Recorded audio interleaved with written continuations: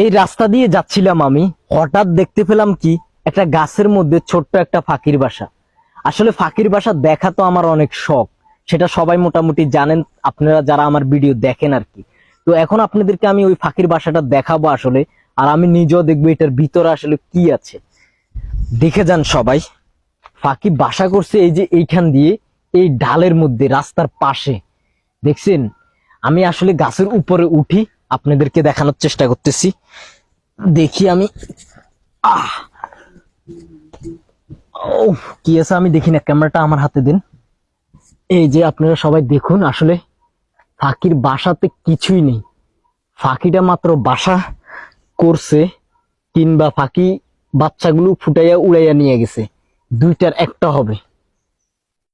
তো বাসাটা কোন জায়গায় করছে দেখছেন সবাই, দারুণ একটা জায়গাতে ফাঁকিটা বাসা করছে।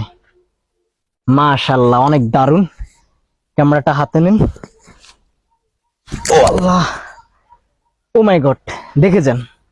আমি আরেকটা জিনিস দেখতে পেলাম এখান দিয়ে, গাছের মধ্যে ডিম ধরছে, ডিম। এটা কি ডিম না? দেখেন তো, সবাইকে দেখান। এক মিনিট আমি হাত দিয়ে আস্তে করে নিই। এটা কি ডিম?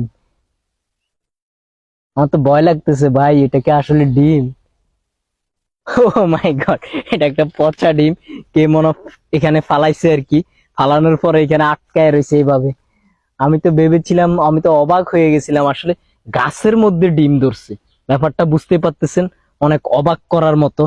তো আসলে এটা একটা পচা ডিম ছিল। তো আমরা এখন চলে যাব। আসলে এই ফাঁকির বাসাতে আমরা কিছুই পাই নাই। যারা আমাদের ভিডিওটা দেখতেছেন অবশ্যই ভিডিওতে একটা লাইক দিয়ে আমাদের চ্যানেলটা সাবস্ক্রাইব করে রাখবেন, আপনি যদি ভিডিওটা ইউটিউব থেকে দেখেন। আর যদি ভিডিওটা টিকটক থেকে দেখেন অবশ্যই আমাদের আইডিটা ফলো দিয়ে দিবেন। ফেসবুক থেকে দেখলে অবশ্যই ভিডিওটা শেয়ার করে দিবেন। আল্লাহ হাফেজ, বাই বাই। আবারও দেখা হবে নতুন কোনো ভিডিওতে, নতুন কোনো জায়গায়।